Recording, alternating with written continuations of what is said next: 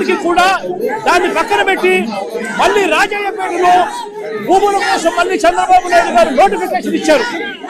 మత్స్యకారులు 10 మత్స్యకార గ్రామాలకు సంబంధించిన వాళ్ళు ఆందోళన చేస్తా ఉన్నారు.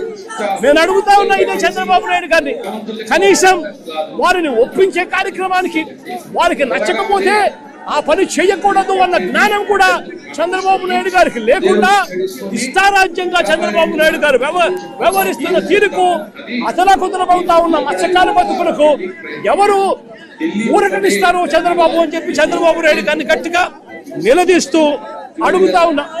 మొన్ననే విశాఖపట్నంలో 4500 షాపులు, చిన్న షాపుల్లో చంద్రబాబు నాయుడు గారి దగ్గర నుండి తొలగించే కార్యక్రమం చేశారు.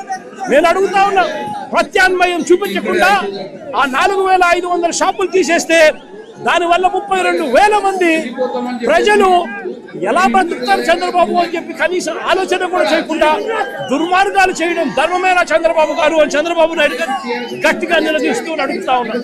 ఇవన్నీ కూడా ఇక్కడికి వచ్చేటప్పుడు దారి పొడుగున